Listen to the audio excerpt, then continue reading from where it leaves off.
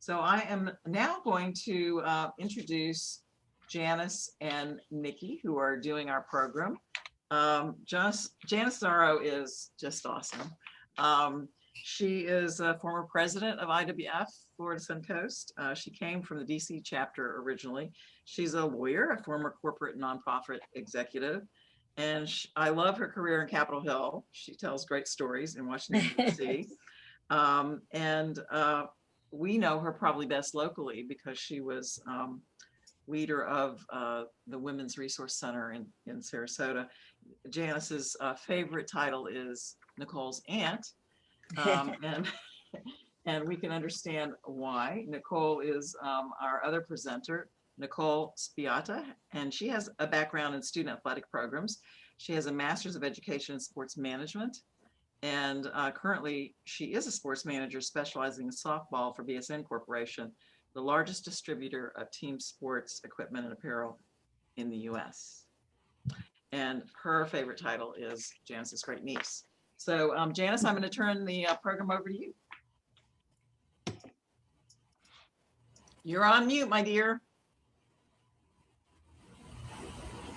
So used to being on mute, I can't remember to take it off. Okay, there we go.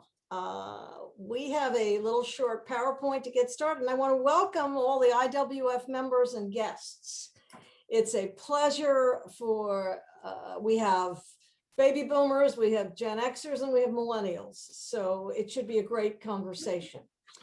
Nikki and I are just so pleased to share our experiences, our tips, our insights on women and failure, and particularly focusing on the feelings of failure. We all experience failure, professionally and personally. But just like unwanted pregnancies and monthly menstruation, we don't talk about it. We don't really talk about the feelings that come with failure. So for the next 45 minutes, join in a Stilettos and Sneakers intergenerational conversation as we turn the prism on failure and share our experiences. Well, thank you very much for that lovely introduction, everybody. I'm going to refer to my aunt as my Aunt Janice throughout this presentation. It makes me a little uncomfortable referring to her as Janice. So if you hear Aunt Janice, I am talking about Janice Zarro. So a quick little plug here. Something that we've been working on over our time together is our social media platform. And the reason why is because we found that through conversation, that's where you really get the most out of Stilettos and Sneakers. So you'll see here, and after this presentation, you'll get all of this information as well. But we have a number of different platforms on social media that you can visit and get more information about not only just Stilettos and Sneakers, but some of our topics and some conversation. So you see here, we have LinkedIn, Facebook, Twitter, Instagram, and our main place is really our website. And you'll see a number of our topics and some things that we reference to this evening on these platforms, especially our emails if anyone needs to get in touch with us personally. Something I do want to just do a quick referral to, we're talking about a number of different generations in our conversation this evening, and there's also a number of generations present here. So we have your baby boomers, which are from 1946 to 1964. And no, you don't have to, tell anybody your age on this. I know we don't need to talk about that. But you have your Gen X's from 1965 to 1980. You have your millennials, which is the perspective that I'm speaking from, is 1981 to 2000. And you have Gen Z's from 2001 to 2020. So let's first talk about why we're here. So one thing that we realized through our conversations and really developing Stilettos and Sneakers is the importance of coping skills and how those coping skills, they lead to the development of resiliency. So you'll find through a lot of our topics the correlation between how those coping skills really have built a resilient leader, resilient woman in the both of us. I want to talk about the deep gut punch of a failure and that feeling you get when you're suffocating. And for me, and the experience I want to share, happened in the late 80s. I was vice president of government affairs, state and federal, for Avon products. I was an officer in the company. I had everything. I was flying high. I had the corporate apartment in New York that the company gave me. I had the car. I had the life insurance policy for $1 million if something happened. I had the operation I ran, had a beautiful operation for government affairs in Washington, D.C. I had just been in Fortune magazine with 4 other women who were leading. It was rare to lead a government operations for a major company. I was just in the Wall Street Journal, and the Chamber of Commerce had just done a story on me. It's great. It was fabulous. And it ended in 30 seconds when the general counsel flew to Washington, D.C. and said, "We are eliminating your position. We're outsourcing government affairs." And I was gut punched and devastated. How did I handle I perceived this as a failure. How did I handle it? Terribly. I did everything wrong. I isolated. I did not reach out. I didn't see any of the stakeholders that I had dealt with. And from my perspective, it was a real failure. Another reason why we're here today, actually why we're not here today, is we're not here to talk about how you can turn a failure into a success. You'll hear a number of personal experiences throughout this presentation and through our further conversations when we go into breakout groups. But something that we're not here to tell you is, how can you turn a failure into success? I feel like that seems to be a common misconception when you hear the word failure and you hear this topic. So that's something that's important for everyone to understand, that it's one thing we're not here for. And what is really we think is critical is understanding the failure. I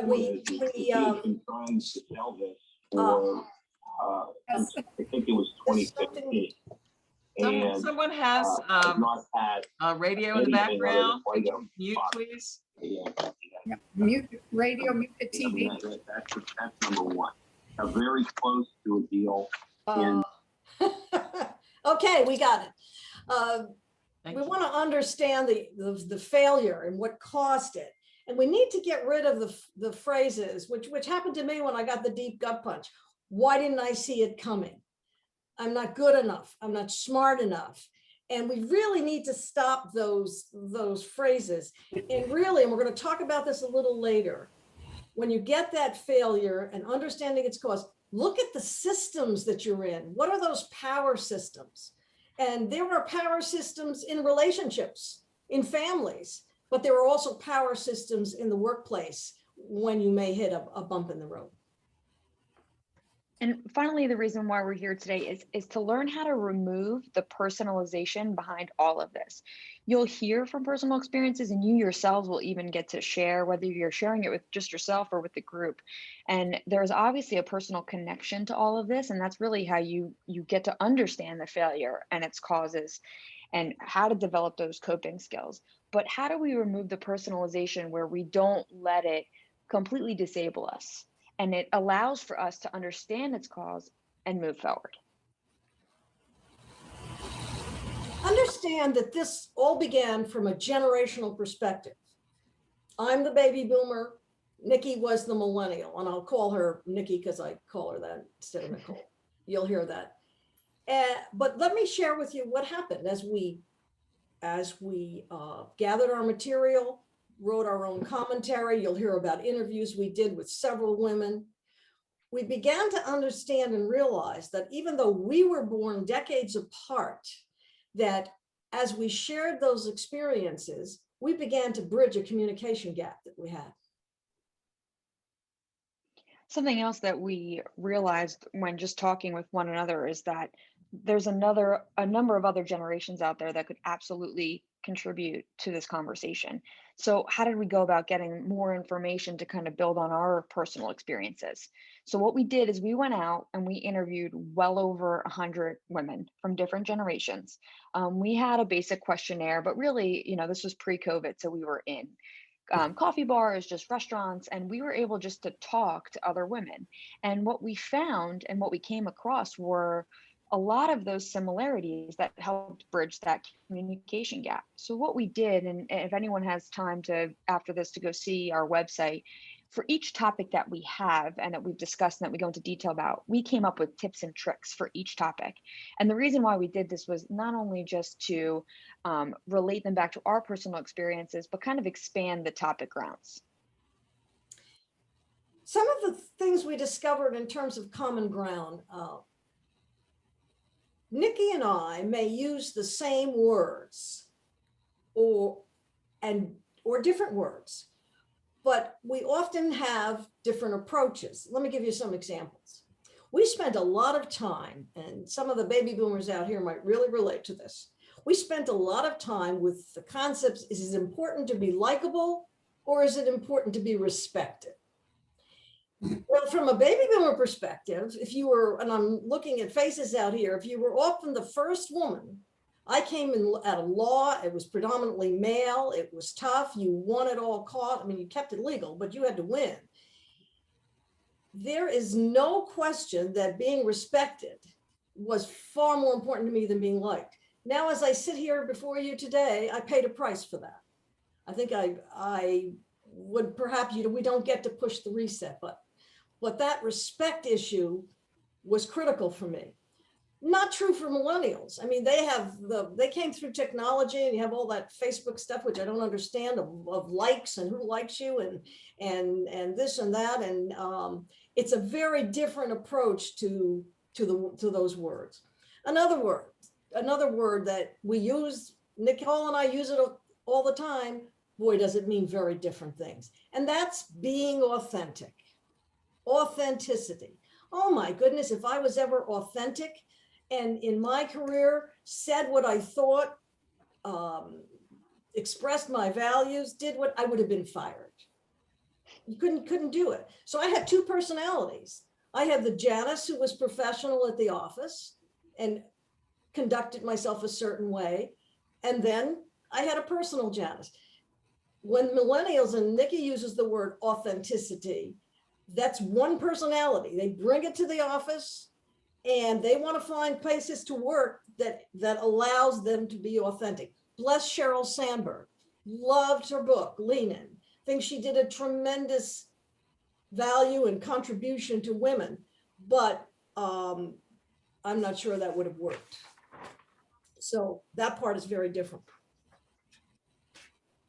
So you'll hear us refer to the 8 topics of stilettos and sneakers throughout this presentation. And these topics, they kind of trickle in different points that we make. But if you look over to the left side of the screen here, you'll see the topics that we really focus on are self-confidence, hard and soft skills, public and private failures, relationships, non-traditional women, life choices, and the extended Italian American family. And something to think about here is we originally, when we first started, we only had 4 topics. But when we met with our editor, we were able to expand upon that. And even through our interviews as well, we found that so many different topics actually correlated with finding that balance between the 2 generations and that played on our background. So as all of you know, my aunt has obviously a corporate DC background and mine is athletics. So that's where some of these other topics like non-traditional women were able to develop as we continued writing and continued speaking to other people.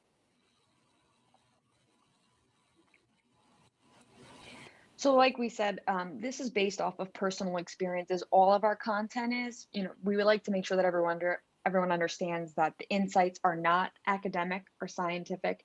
Really, everything does come from personal experiences that we write about, interviews with other women, and then also commentary. If anyone does follow us on social media, you'll see we always use the hashtag join the conversation, because really that's how our conversations develop. That's how our content develops. And we really pride ourselves on that because we're working with people, everyday people, trying to just expand on the conversation.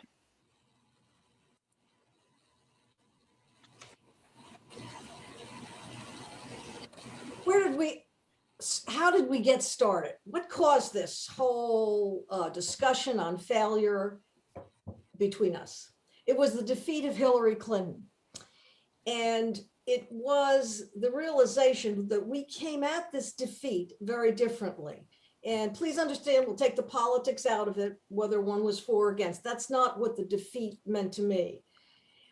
When Hillary Clinton was defeated, I felt devastated, but it was just a repudiation of everything that I had taught in my business etiquette and executive presence class.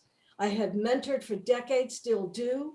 It was a repudiation of what I taught in that. It was basically, I always said, be prepared, be more qualified than everybody else, move in the chairs, look the part, watch your tone and your communication skill. And here was, in my opinion, someone who did all of that. And, you know, at that point, I looked at it as a failure. And then a second part of the failure was, and here's the baby boomer in me, I really expect the kind of sisterhood or womanhood to come together in support, and they didn't. I mean, they maybe came out to march after the election, but there was not that basis of support. So I was devastated. Nick, you want to talk about what it meant to you? Absolutely. So, you know, as my aunt had said, you know, this isn't necessarily describing political views, and none of our material really talks about politics either. But really, what it was for me, and the reason why I was devastated, was more because of the fact that it was a woman's presence who had done everything right. And I felt like a lot of the teachings and expectations that were set for her were set for a lot of millennials, as far as following in the baby boomers' footsteps, making sure you're doing everything right, checking all your boxes off, following everything accordingly. And then when you get to the end, you get the promotion, you get the reward. And she didn't see that. And that's where it took for me to take a step back, especially in a field where it is mostly male dominated, which is athletics, thinking, oh no, I've been told the same things, following all the right steps, doing everything I'm supposed to do. When it comes time to that promotion, am I gonna hit that wall? And if I do, is it actually a failure?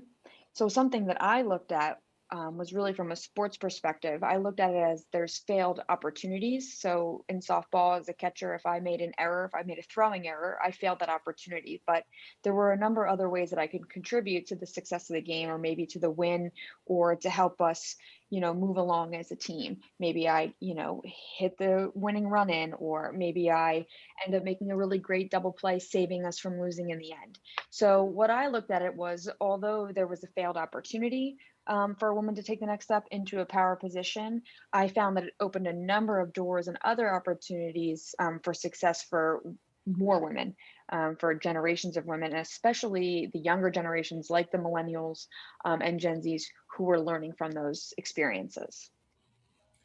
One of the things that also came about as we looked at the material and the interviews, and which I was made a great impression on me, were the implicit biases that are really among the different generations of women. I can't tell you, and here are the expressions.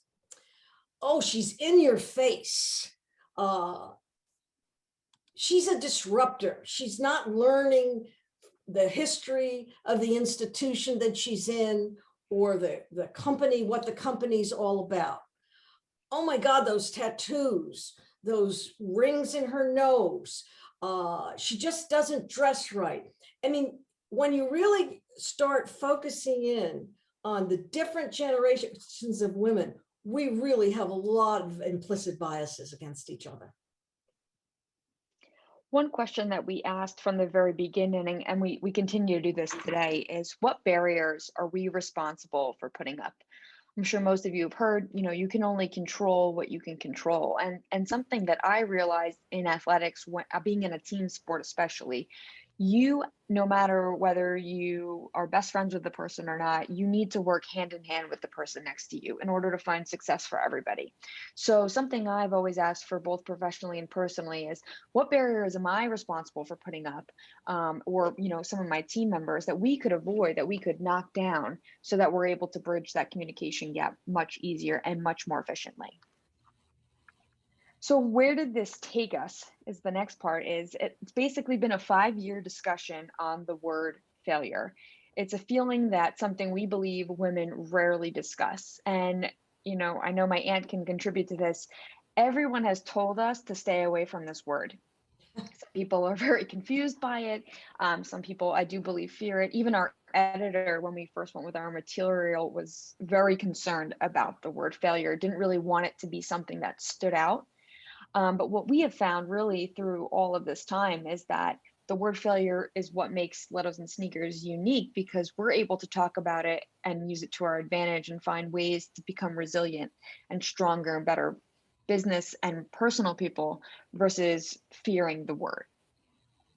And I think the biggest goal of to share is that we really have to learn from each other.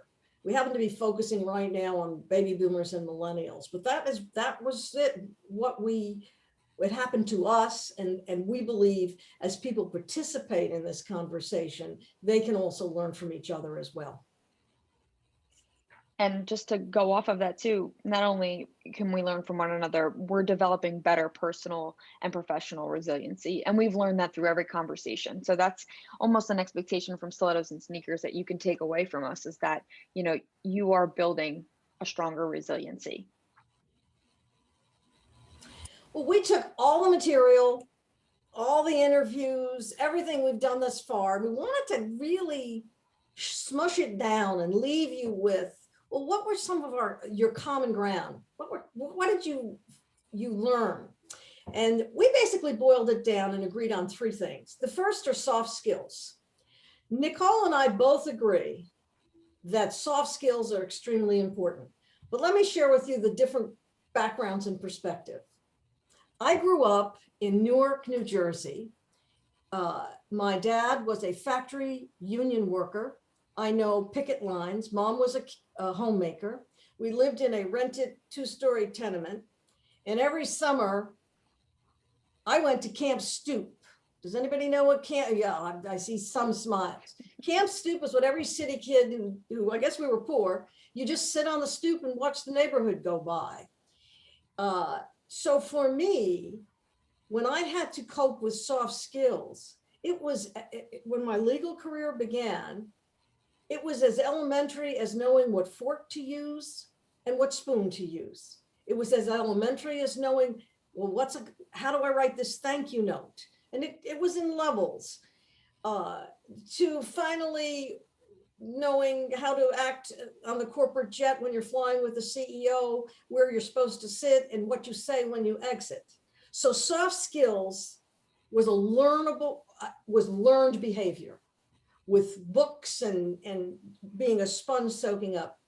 For Nicole, that's a very different life. She grew up upper middle class. She went to private camp in upstate New York at 10 years old for several years. She had all Title IX. I had no Title IX. I've never played sports. She had ballet lessons, even though she hated them. But the whole social skills is just not even an issue. It's second nature to her. But she has issues of social skills that she grapples with now in the workplace. As a millennial, remote learning, there's a whole set of skills that fall into that soft area. So vulnerability, this is a good one. We both agree this is a key issue, but you are looking at an unapologetic baby boomer who thinks being vulnerable is being weak. I know that's not true. I read a lot of Dr. Brene Brown. I'm a disciple of her. Dare to lead, you have to be vulnerable, trust, shame. I get the whole thing.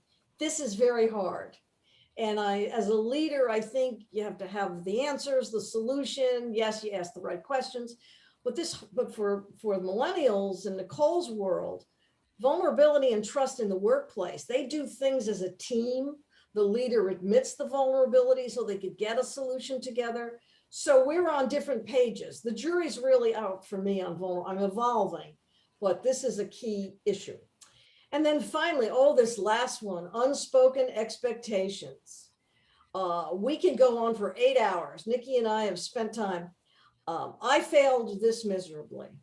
I failed it culturally in the 60s when I didn't want the husband, the picket fence, and the kids. I then failed it in the Catholic Church when I was pro-choice and I didn't understand why women couldn't be priests. And then I failed with my own parents, who were the sweetest, dearest, most wonderful, but they would say they had failed because I didn't go to the all-girl Catholic college that my sister went to. And instead I chose in 1969, Rutgers, the state university, which was a hotbed of activism. And so anyway, and with picket lines and whatnot. So these are the three common grounds.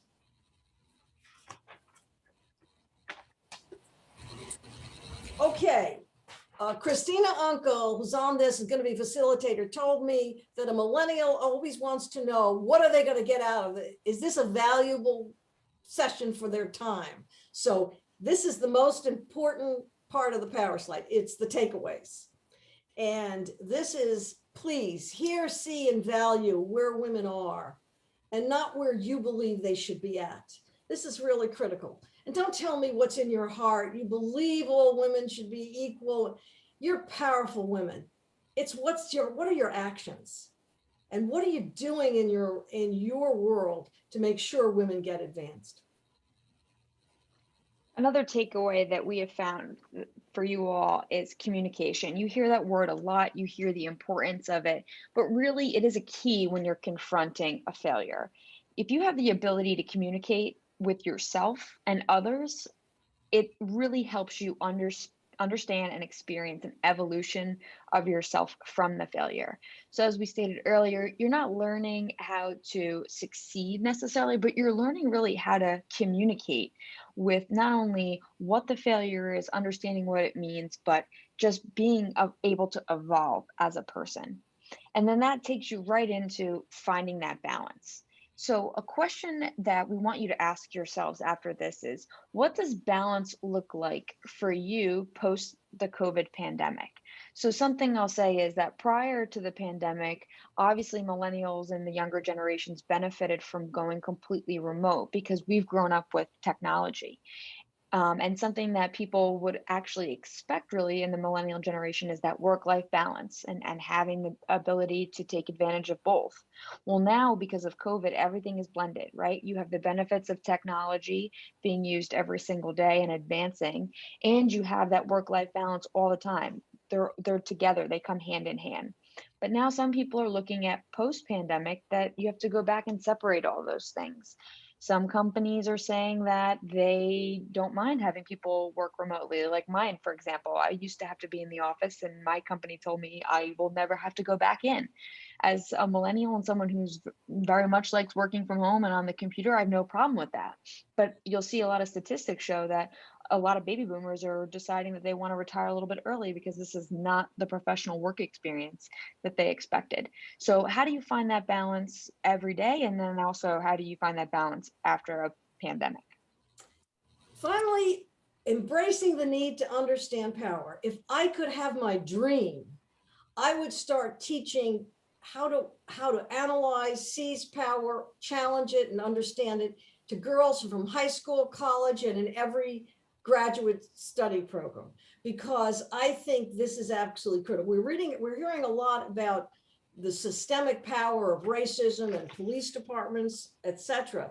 I think we have to really, as women, all generations of women, really understand the power that we're up against.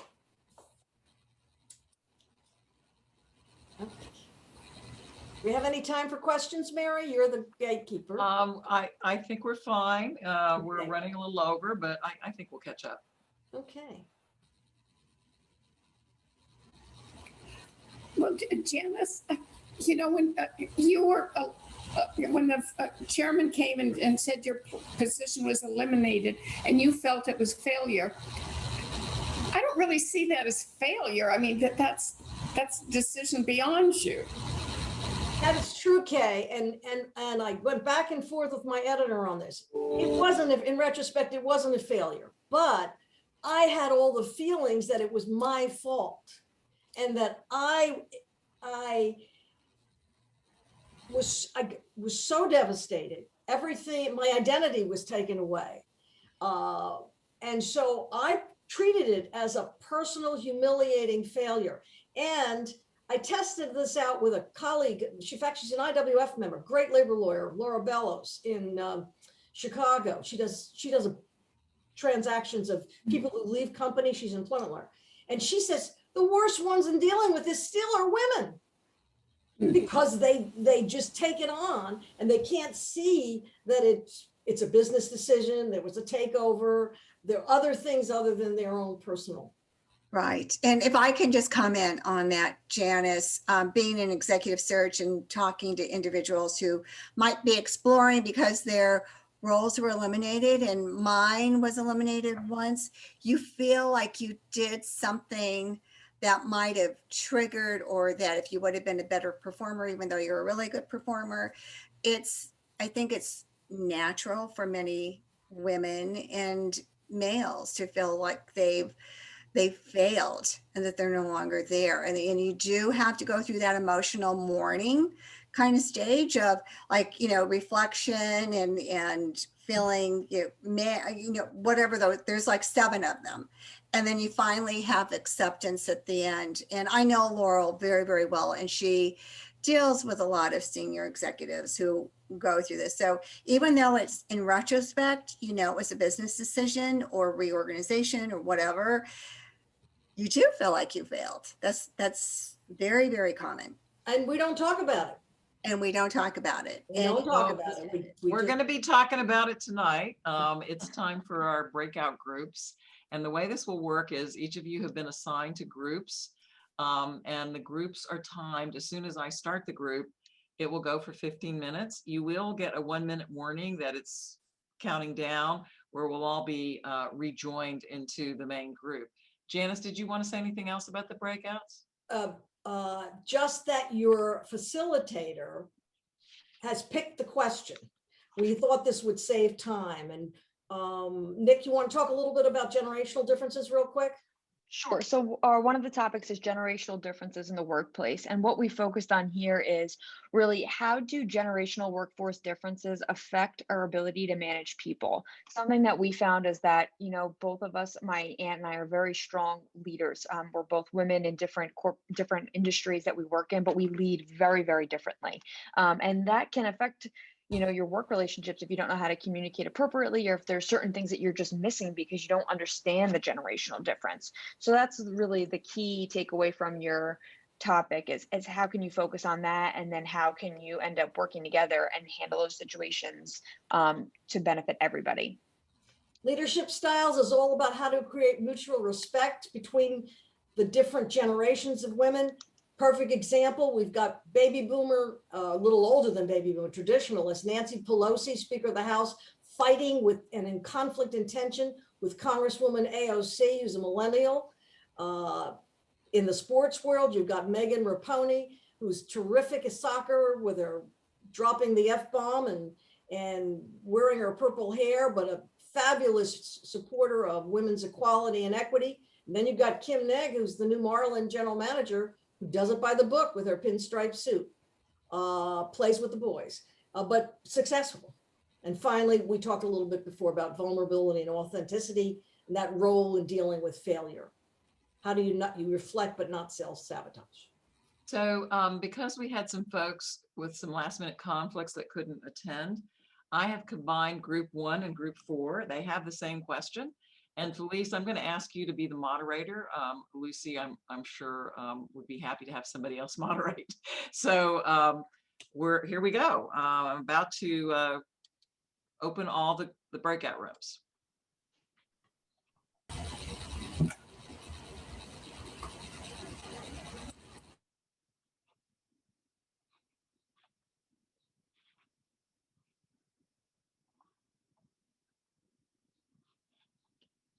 So here we go. Okay.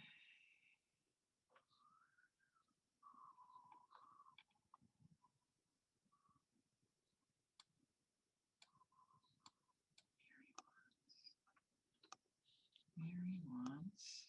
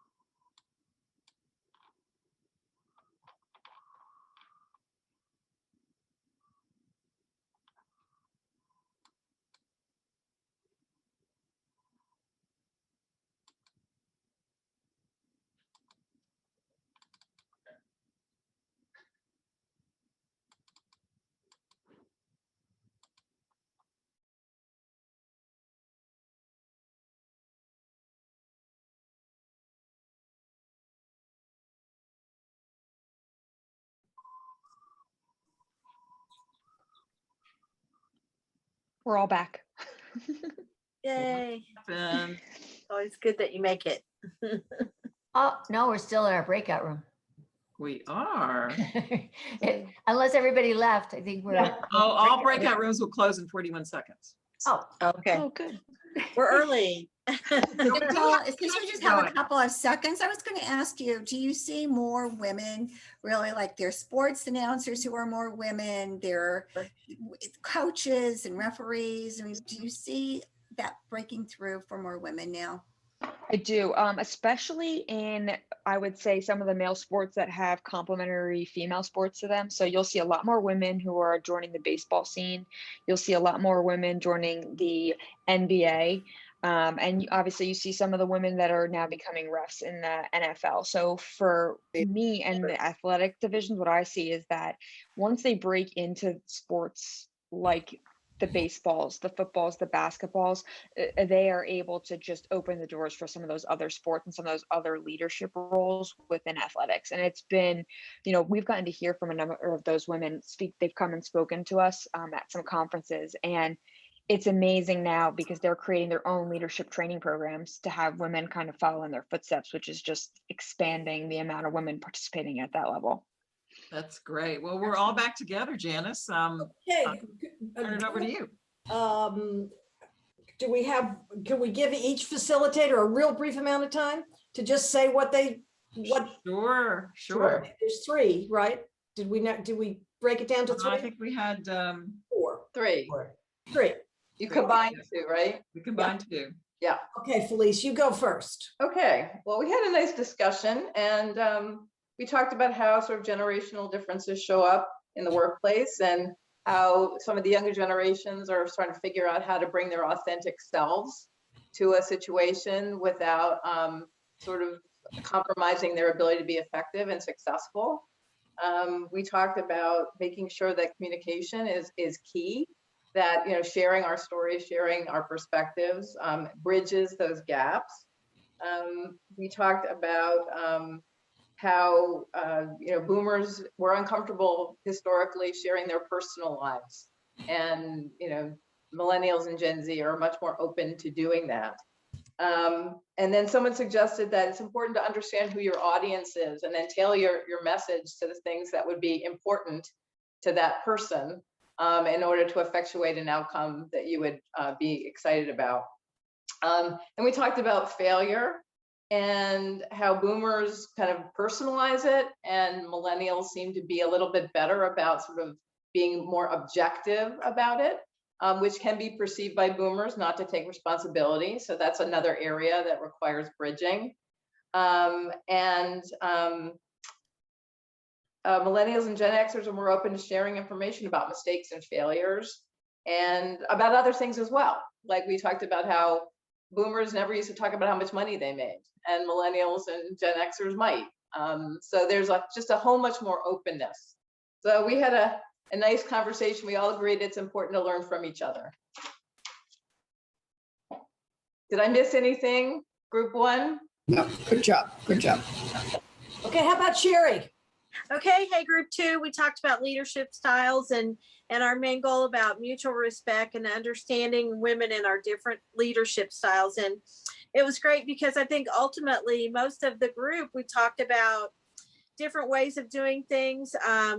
Nikki talked a lot about, the differences between Janice and her, about having an open door policy, one of them, and then modeling behavior. And I thought another common theme, like Felice just said, was Michelle brought up communications being the key, talking, making sure that we're always keeping each other in the loop. And it was really, really, really an important aspect of leadership. And we did talk a little bit about biases. I'm going to boil that down into, we talked about learning how to give it up, making sure that as a baby boomer, you realize you've had your time, you've done and you've achieved things, and be satisfied with what you achieved, and that people already recognize that, and that you can give that up to millennials so that they're able to then bring forward their leadership style.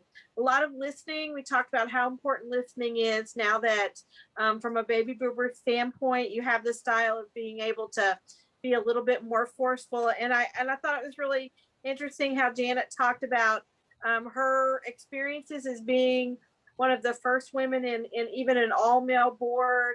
And she talked about wanting to be perfect. And I think every single woman on this complete board is probably, no matter what age you are, you want to be perfect, but knowing that you don't have to be perfect, and that you're not going to be judged by but by the decisions that you make.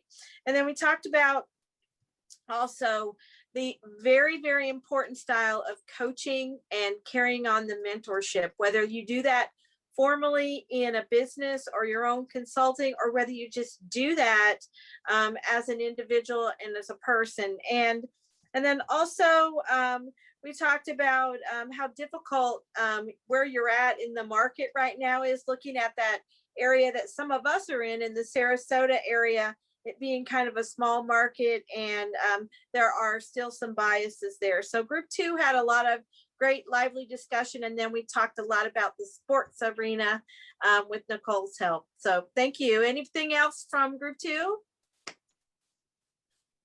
Okay, how about Carol Green?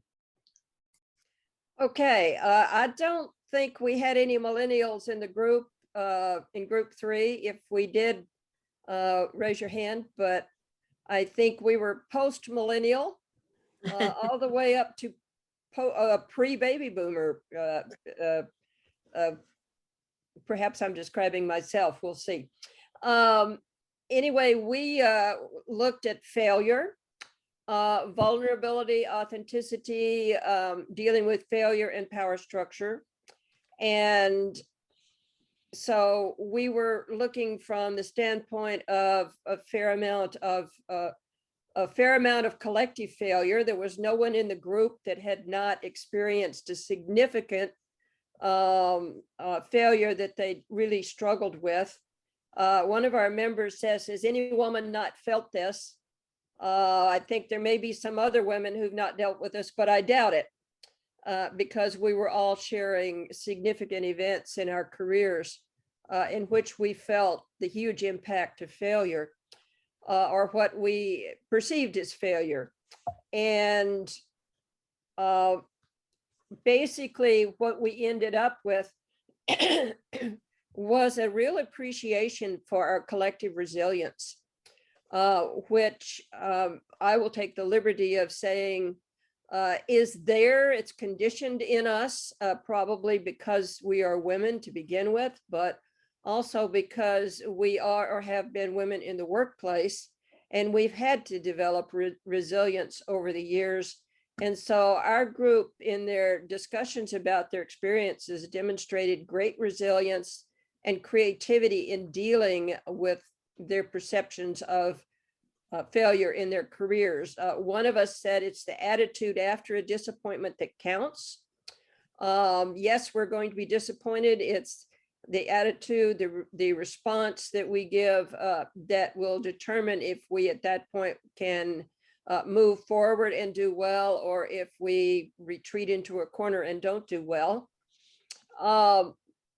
The person in our group that was probably the youngest said she decided after having missed several promotions that she was going to ask for feedback and why it mattered if she didn't get something that she wanted, that she was not going to wait to be given feedback. She was going to ask for it. That was a large lesson in her career.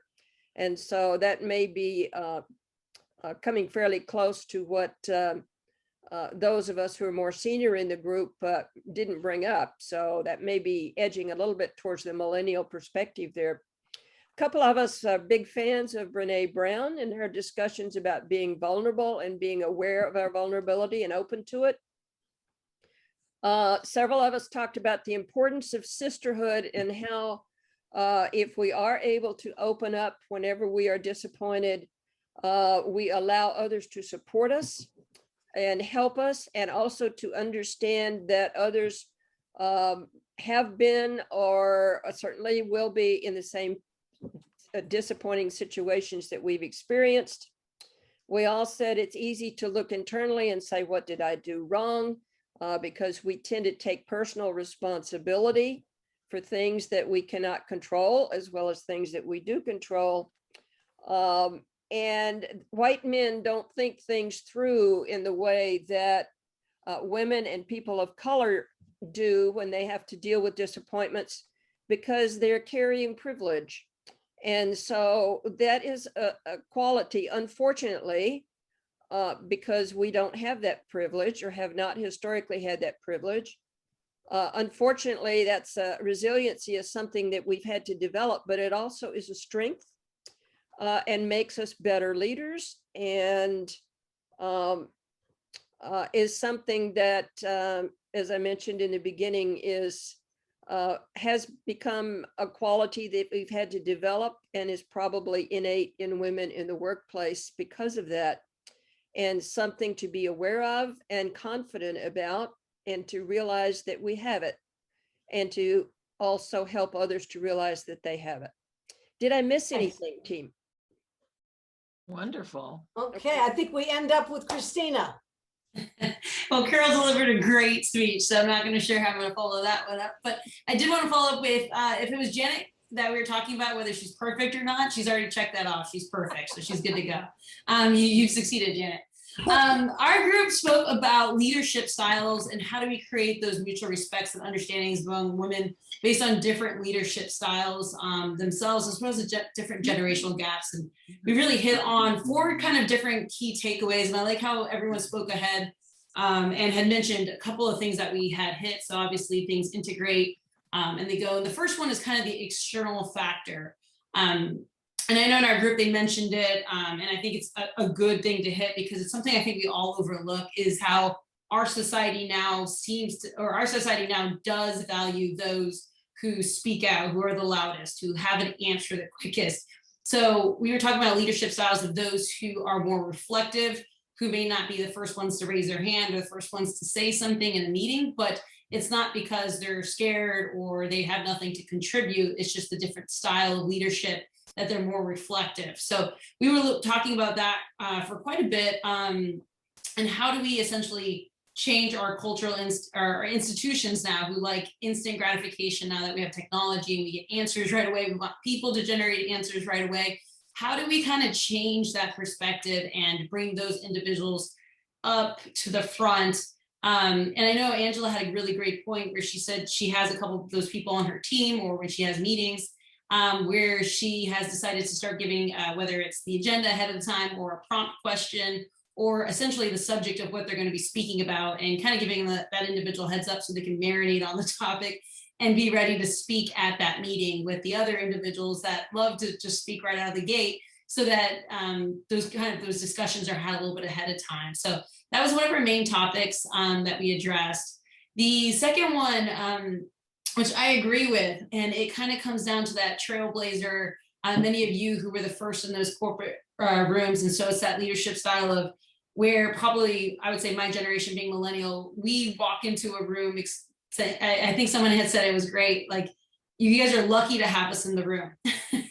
And those ahead of us are like, you should just feel lucky that you're in the room, right? So, because they had to work so hard to get into the room, and the doors are already essentially, because of, the work that was done ahead of time, have already been opened, that we can't either fully appreciate it or grasp it. So how do we get to that different mindset with women leaders, of those who said, I had to basically claw my way in, prove my way in, work these many hours, and then you guys are coming in and saying, I'm here, you're lucky to have me, and here's all my ideas and thoughts. And so how do we have that where we don't have that animosity between those two different kind of perspectives? And I know her and I had spoken about, like, even financial funding. We did speak about this in our group, about how it's just interesting to see those who actually do a lot of fundraising and donations, that a lot of women, senior women, actually don't give a lot of money who do have, because maybe they've worked so hard to make that money. They don't like to freely give to it, even for women causes at times. So that was one conversation, is like,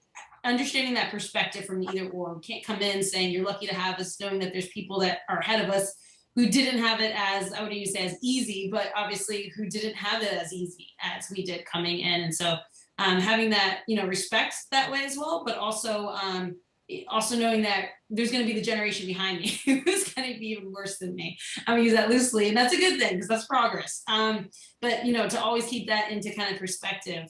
Thank you The so third much. other I think we're topic. kind of running out of time. So Oh, okay.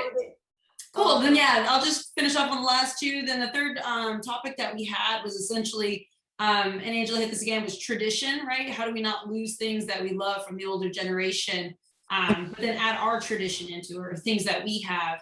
Angela hit it really good where she said, you know, effectively that you can't carry all the traditions of the generations ahead of us and then expect to bring our own, because we'd just be too overwhelmed. So how do we have those conversations of what's the best and finding that balance between old traditions and new traditions coming up in the workplace to be the most effective for the context and where we're going. And last but not least, and we were really getting into this, and I know that Kathleen was really doing a really good job into it. Unfortunately, we were talking a little bit too much, but it was a good thing, is effectively how do we not lose millennials? And it's that conversation you all had about communication. How do we not lose millennials who we want to have that conversation, whether it's clothing attire, right? Necessarily, right? We think it might be business casual. And you guys are like, no, that's not even close. How do we have those conversations with not in a respectful way and opening that door? So we had just started getting into that, which I thought was a really good topic because it's from women who do want to lead younger women through that leadership style, but then are afraid that they're going to be taken as they're overbearing or they're micromanaging, when in true sense, they're just trying to teach those soft skills. So my aunt and I have those conversations all the time about attire. We do.